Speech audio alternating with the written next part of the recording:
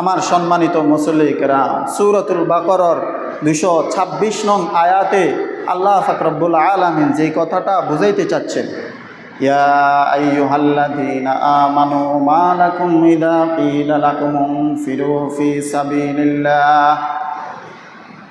সাবিলিল্লাহি সাকালতুম ইলাল আরদি আরাদিতুম বিল হায়াতিদ দুনিয়া মিনাল আখিরাহ ফামা মাতাউল হায়াতিদ দুনিয়া ফিল আখিরাতি ইল্লা কলিল ইল্লা তানফিরু ইউআযিবুকুম আযাবান আলীমা ওয়া ইয়াস্তাবদিল কওমান গায়রাকুম ওয়া লা তাদুররুহু শাইআ ওয়াল্লাহু আলা কুল্লি শাইইন কাদির।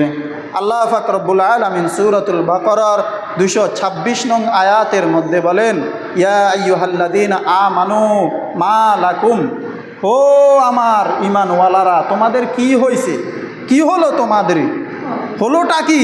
ইযা ক্বিলা লাকুম ইনফিরু ফি সাবিলিল্লাহি সাকালতুম, যখন আমি তোমাদেরকে বলি তোমরা জিহাদ করো, তোমরা কি করো? জিহাদ করো।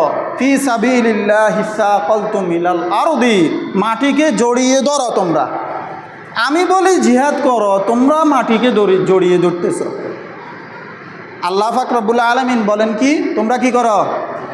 জিহাদ করো। আর আমরা কি করতেছি? মাটি কামড়ায় মাটিকে জড়িয়ে ধরতেছি। এটার মানে কি? এটার ব্যাখ্যা কি?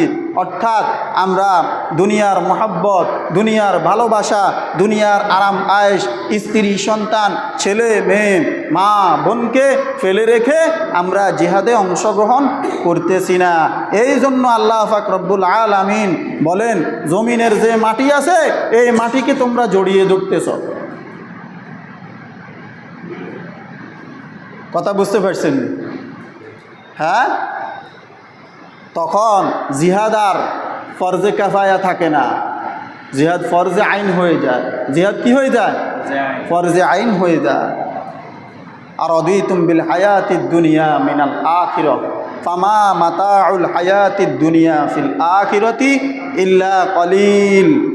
তোমরা আখিরাতের যে হায়াতটা আছে, আখিরাতের যে দিবস আছে, ওই দিবস থেকে তোমাকে আল্লাহ তোমাদেরকে যে দুনিয়াটা দেওয়া হবো, দুনিয়ার যে হায়াত দেওয়া হলো, এই হায়াতটাকে তোমরা বেশি প্রাধান্য দিচ্ছ। কি দিচ্ছ? বেশি প্রাধান্য দিচ্ছ। ফামা মাতাউল হায়াতিদ দুনিয়া ফিল আখিরাতি ইল্লা কলিল। আখিরাতের তুলনায় দুনিয়ার যে হায়াতটা আছে এই হায়াতটা হলো ইল্লা কলিল, সামান্যতম। বেশি না কম? বেশি না? এই যে আমরা কেউ হায়াত পায় 70 বছর, কেউ হায়াত পায় 80 বছর, কেউ 90 বছর, উঠতে গেলে 110-15, এর বেশি তো নয়।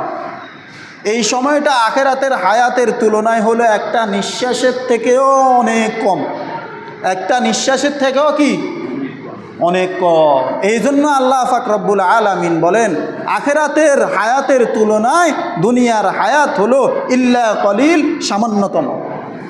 ইল্লা তানফিরু ইউআযিবুকুম, ইল্লা তানফিরু ইউআযিবুকুম আযাবান আলীমা ওয়া ইয়াস্তাবদিল কওমান গায়রাকুম।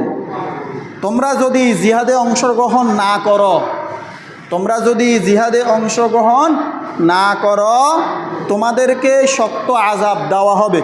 তোমাদেরকে শক্ত আযাব কি দেওয়া হবে? এখন আমরা শক্ত আযাবে ভুগতেছি নাকি ভুগতেছি না বলেন? এই যে ফিলিস্তিনবাসীরা আজ শত শত হাজার হাজার মা এবং বোন শহীদ হয়ে যাচ্ছে, এটা আমাদের কারণ। কিসের কারণ? আমাদের কারণ, আমাদের কারণ। এই জন্য আল্লাহ পাক রব্বুল আলামিন বলেন, তোমাদেরকে শক্ত আযাব দেওয়া হবে। ওয়া ইউআযিবুকুম আযাবান আলীমা, শক্ত আযাবে গ্রেফতার করা হবে।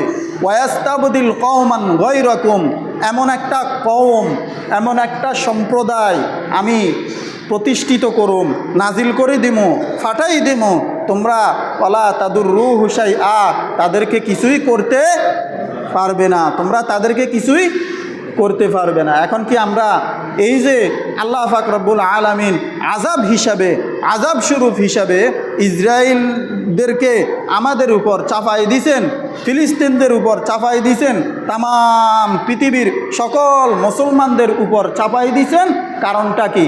আল্লাহ পাক রব্বুল আলামিন যে বলছেন এমন একটা কওম, এমন একটা সম্প্রদায়কে তোমাদের উপর চাপাই দিমু, তোমরা কিছু করতে পারবে না, তোমরা কিছুই করতে পারবে না। এখন কি আমরা পারতেছি? আমাদের না আছে অস্ত্র, না আছে টাকা, না আছে অর্থের বল, না আছে নেতার বল, কোনো শক্তি আছে? শক্তি সামর্থ্য আছে? নাই। এই জন্য আল্লাহ পাক রব্বুল আলামিন বলেন